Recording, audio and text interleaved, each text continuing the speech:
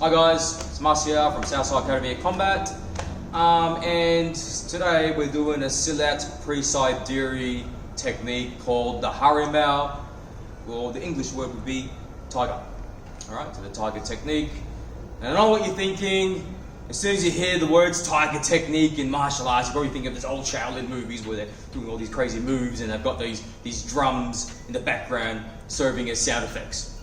Well, is it going to be like that? Yes and no. Alright, so yes, it will be trained like that, I suppose, minus the sound effects, but I'll be explaining the practicality of it and the not so practical side of it.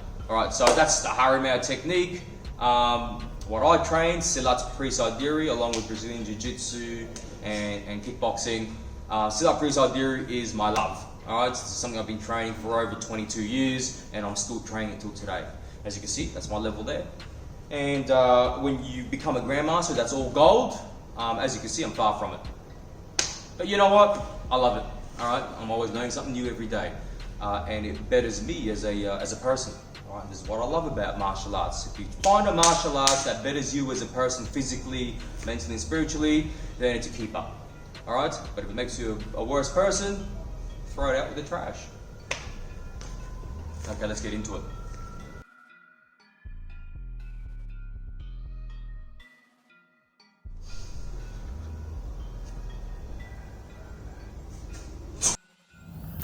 Right, so as you can see here, on the very first step, I'm stepping 45 degrees to the front, right hand side of the front. And as you can see there, my right leg, on my right knee, the knee isn't protruding past my toes, all right? So it's in line with my ankles, it's quite straight. My back leg is straight, my right leg is slightly bent, all right? So the front leg's slightly bent and the back leg's straight. Notice how I got both toes facing the same direction as well. You've got to have both toes facing the same direction. You can't have your back foot open up wide, right? It's got to be facing parallel with your front toe. Notice there I've got my left elbow tucked right next to my rib cage. This serves as a guard, all right? So we've Perisai, which means shield yourself. We've just shielded the left side of the rib cage right there. There's other applications for it, but that's one application for it, okay? Now, this is obviously like the technical form. So to be quite disciplined with technique, we're just going through the movements. So now you can see the left hand there tucked in on the left rib and the right hand slightly higher, okay? Slightly high. Notice I've got my hands in Harimau position there.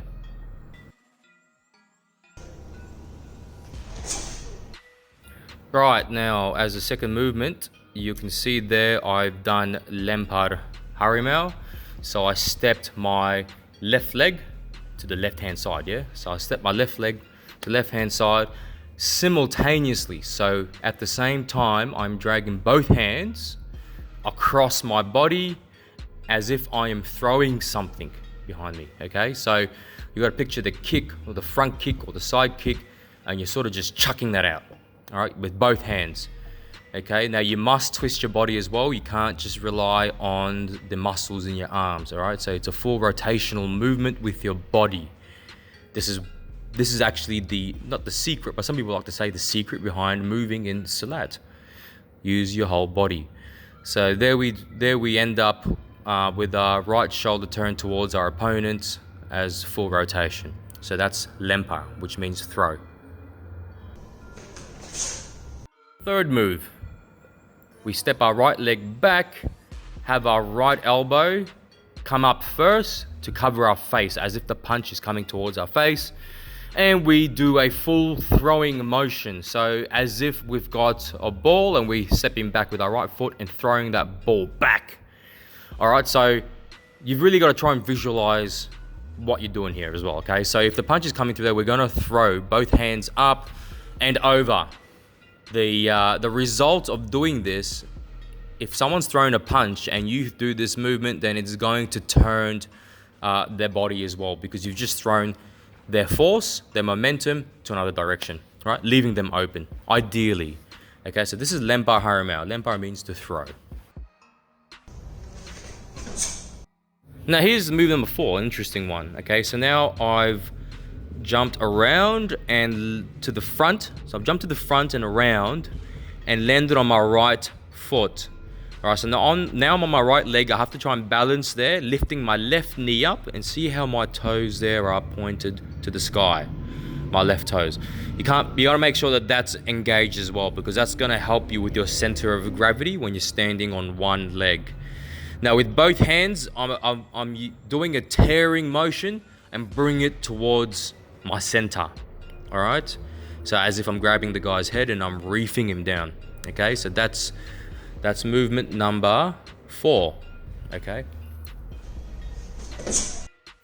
Now movement number 5 here, as you can see, now I've jumped, switched legs in the air and landed on both feet, sorry. And I'm doing a tearing motion similar to the one before it. I'm doing a tearing motion with both hands and pulling him down and ripping it towards my center.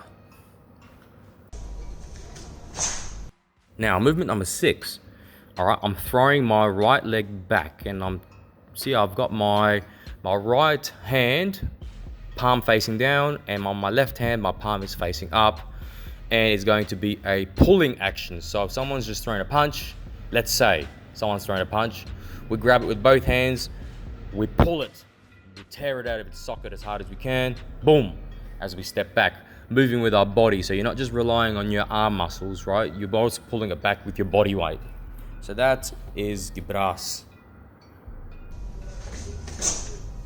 Now for movement number 7, all right, we're going to be jumping back onto our right leg and to the front with our left knee up. Okay, pushing with both hands. It's not so much a push; it's more of a hit, a double palm strike. It looks like a push, the end result, but it is a hit. It's a strike using double palms to the face or to the chest, up to you. But that left knee is actually important. All right, so I know it looks like a bit of a Karate Kid move there, a bit of a Daniel-san move, but I assure you there is a purpose for it other than looking pretty. So as we're jumping towards an opponent that's doing a kick, that left knee comes up and serves as Perisai. The word Perisai means shield. It serves as a shield. All right, so it's like a crashing motion towards our opponent. The real result will look quite messy, actually, not so refined, because you're sort of crashing towards your opponent. But that's what the movement is.